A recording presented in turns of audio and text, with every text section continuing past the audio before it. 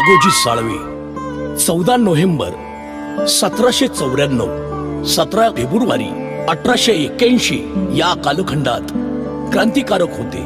ते लहुजी वस्ताद नावाने प्रसिद्ध आहेत. त्यांचा जन्म पुरंदर किल्ल्याच्या पायथ्याशी असलेल्या पेठ या गावातील मातंग कुटुंबात झाला. मातंग समाजात जन्माला आलेल्या लहुजींना युद्ध कलेचे प्रशिक्षण त्यांच्या घरातील वीर पुरुषांकडून मिळाले होते. लहुजींच्या वडिलांचे नाव राघोजी साळवे व आईचे नाव विठाबाई होते. लहुजी साळवे यांचे वडील राघोजी साळवे अतिशय पराक्रमी पुरुष होते. युद्ध कलेमध्ये त्यांचा कुणीही हात धरत नसे.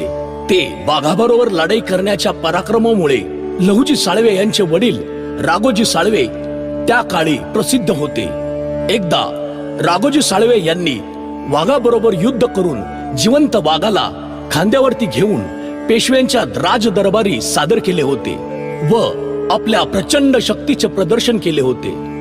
वस्ताद लहुजी साळवे जन्म 14 नोव्हेंबर इसवी सन 1794, पेठ पुरंदर जिल्हा ब्रिटिश भारत. मृत्यू 17 फेब्रुवारी इसवी सन 1881, पुणे महाराष्ट्र. भारत चळवळ, भारतीय स्वातंत्र्य लढा संघटना, Hindustan socialist republican association, Naujawan Bharat Sabha, धर्म हिंदू प्रभावित, ज्योतिबा फुले, बळवंत फडके, बाळ गंगाधर टिळक, उमाजी नाईक. इतर.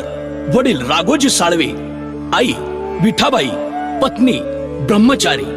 छत्रपती शिवाजी महाराजांच्या सैन्यात लहुजींचे पूर्वज पराक्रम गाजवीत होते. साळवे घराणे सशस्त्र विद्येचे निपुण व तरबेज होते. त्यामुळे शिवाजी महाराजांनी आपल्या कार्यकाळात लहुजींच्या पूर्वजांना महत्वाच्या जबाबदाऱ्या सोपवल्या होत्या. छत्रपती शिवाजी महाराजांनी त्यांच्या कार्यकाळात साळवे घराण्याची योग्यता ओळखून पुरंदर किल्ल्याच्या संरक्षणाची जबाबदारी लहुजी साळवे यांचे आजोबा थोरले लहुजी यांच्याकडे सोपवली होते.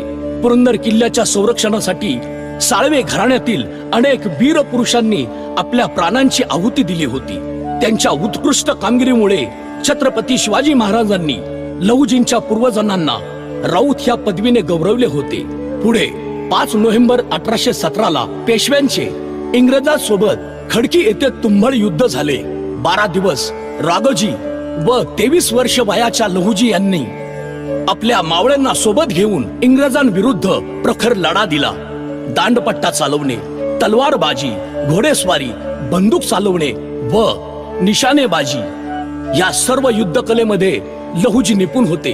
लहुजींचे पिळदार शरीर व त्यांची भरलेली छाती पाहून शत्रूलाही घाम फुटत असे. जीव घेण्या शस्त्राबरोबर ते अगदी एखाद्या खेळण्याप्रमाणे खेळत असत. आपल्या वडिलांचा मृत्यू, आपल्या वडिलांचा मृत्यू व इंग्रजांनी केलेला पराभव लहुजींना असह्य झाला. पराक्रमी घराण्यातील लहुजींनी इंग्रजांवर मात करण्यासाठी म्हणजे पर्यायाने देशाच्या स्वातंत्र्यासाठी मवाळपंथी नव्हे तर जहाल क्रांतिकारक निर्माण करायचे ठरवले. त्यासाठी त्यांनी आपल्या अंगी असलेले युद्ध कलेचे शिक्षण तरुणांना देण्यासाठी इसवी सन 1822 मध्ये रास्ता पेठ पुणे येथे देशातील पहिली तालीम सुरू केली. युद्ध कला प्रशिक्षण केंद्र नाना सरदार रास्ते यांच्या हस्ते सुरू केले. या प्रशिक्षण केंद्रात सर्व समाजातील युवक तालीम घेण्यासाठी येऊ लागले.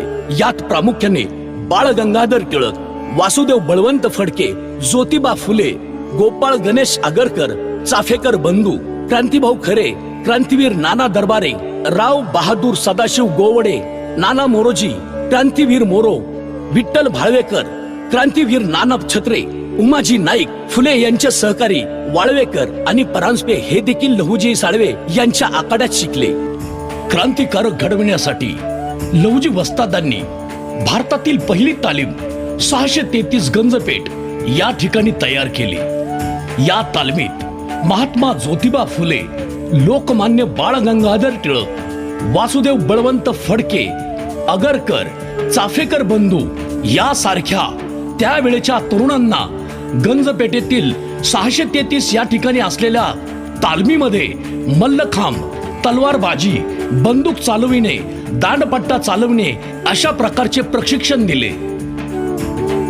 ज्योतिबा फुले आणि सावित्रीबाई फुले यांनी गंजपेठेतील महात्मा फुले वाड्यात सुरू केलेल्या मुलींच्या पहिल्या शाळेत त्यांची नात मुक्ता साळवे यांना शाळेत पाठवण्याचे धाडस लहुजी वस्तादांनी केले.